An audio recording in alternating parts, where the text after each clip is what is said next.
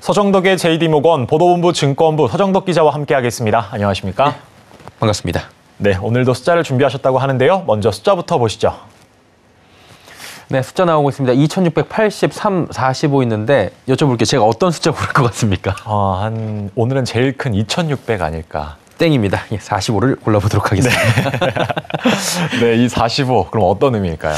예, 오늘도 약간 억지가 있긴 해요. 현재 증권시장에서도 지난주와 마찬가지로 에코프로 그룹주들이 연일 화제가 되고 있습니다. 오늘도 상승 마감에 두 종목이 성공을 했는데 지난주 수요일경에 매도 리포트가 최초로 나온 이후에 조정이 나왔습니다. 조정이 근데 길게 가지 않았고요. 짧은 조정 이후에 급락 이후에 숨고르기에 들어갔고 이제 상승 쪽으로 방향을 조금씩 틀어가는 모습들도 나타나고 있는데요. 일단은 주가가 어디로 갈지 방향성에 대한 관심은 클 수밖에 없는 상황입니다. 더 오를 것인지, 자 그렇다면 오를 것이면 이 종목들이 어디까지 갈 것인지 이런 궁금증들이 나올 수밖에 없는 상황이고요. 그리고 이제 현재 4월과 또 5월이 찾아올 텐데 4월, 5월에는 에코프로가 올라간다면 어디까지 혹은 이 바통을 이어받는다면 어떤 섹터가 이어받을지 이 궁금증들이 시장에 있을 것 같아서 4월과 5월 좀 억지스럽긴 한데요. 4월, 5월 합쳐서 45로 네. 한번 가지고 와봤습니다. 네, 사실 근데 지난주에도 서울경제TV에서 이 에코프로 주가에 관련 내용을 보도해드리기도 했고 예. 또 저도 뭐 모임에 가거나 하면은 에코프로 주가에 나오죠. 네, 맨날 나오는 얘기긴 한데 예. 그래서 그 뒤를 이을 주자라고 하니까 관심이 쏠릴 수밖에 없는데 증권가에서는 어떻게 분석하고 있습니까? 예, 일단은 이 얘기를 하면 누구든지 귀가 쫑긋 설 수밖에 없고요. 눈은 커질 수밖에 없다 이런 표현들이 그대로 나올 겁니다. 예. 크게 두 가지로 지금 분석을 하고 있는데요. 일단 공매도 타깃으로 떠오른 종목, 이 종목에 대한 자금이 집중이 예상된다.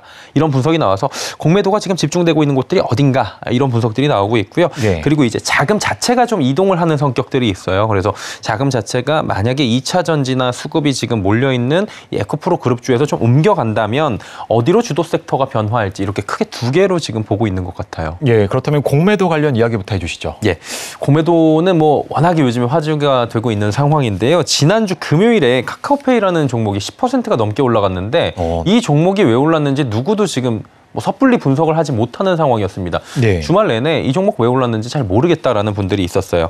자, 오늘은 2.15% 내리긴 했는데 급등에 대해서 일각에서는 공매도한 주식을 되갚기 위해서 다시금 주식을 매수하다 보니까 가격 상승이 수반이 됐다. 이른바 쇼커버링이 일어났다. 이런 분석이 나오고 있고요. 그래서 올 들어 카카오페이의 공매도 비율을 좀 살펴보니까 10%가 넘는 수준입니다. 그런데 문제는 1분기 실적도 별로 좋지 않을 것이다 라고 카카오페이는 예상이 되다 보니까 공매도는 늘고 있고요. 이런 가운데 이제 주가를 좀 사는 쇼커버링이 들어오면서 주가가 단기적으로 좀 급등을 한 모습이 나타났다. 이런 분석이 나온 거죠. 네, 그러면 아무래도 이 공매도 비율은 리오프닝 관련주가 훨씬 높다 보니까 리오프닝 관련주들에 대한 이야기도 계속 나오던데요. 네, 정확합니다. 구체적으로는 리오프닝 관련 중에서도 유통주 쪽으로 지금 집중이 되고 있다라는 이야기들이 나옵니다. 한국거래소에 따르면 삼양식품이 무려 64.21%, 또 그 뒤로 롯데쇼핑, 동원산업, GS리테일, 롯데제과, 농심 등 유통주의 공매도 비율이 굉장히 높은 것으로 드러났는데요. 특히 삼양식품의 경우에 지난 13일 공매도 거래 대금이 직전 40거래일과 비교를 해봤을 때 무려 140배가량 증가하기도 했다고 하니까 말 그대로 폭증을 한 거죠. 네, 그렇다면 주가는 좀 올랐을까요? 그게 가장 중요합니다. 유통업계, 유통주의 공매도가 왜 이렇게 몰릴까요? 예. 일단은 주가가 올랐는지 궁금하실 거고요. 예. 왜 이런지가 궁금한 이 두 가지를 해결해 드리도록 네, 하겠습니다. 주가는 반등세가 강하진 않았습니다.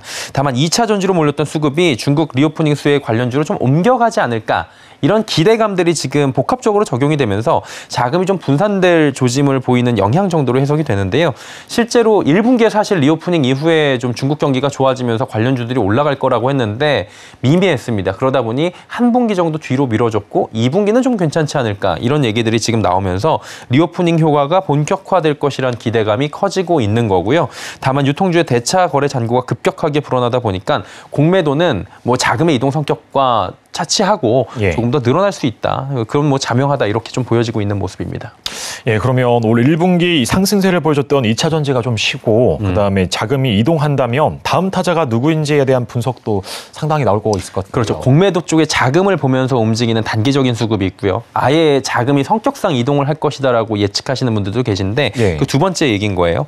1분기에 놓친 아쉬움을 좀 만회해야 하는 분들이 계실 겁니다. 나만 없어 2차 전지 포모 현상에서 굉장히 상당히 그 큰 상실감을 얻으셨던 분들께서 미리 좀 선점을 해서 주가 상승에 동반해서 나도 좀 편승하기 위해서 움직이시는 분들이 계실 텐데요.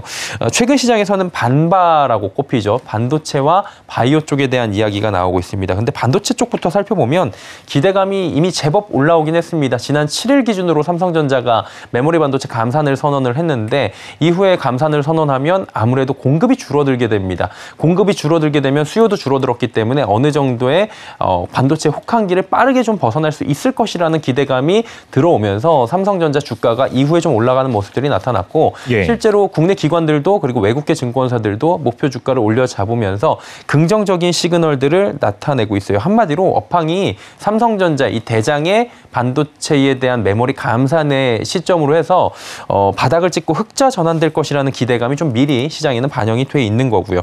자, 그리고 반바라고 말씀을 드렸잖아요. 예. 바이오가 남았겠죠. 바이오는 최근 흐름이 또 마찬가지로 나쁘지가 않은 상황입니다. 4월 1일부터 13일까지 KLX 반도체 K뉴딜 지수가 13.8%가 상승을 했는데요.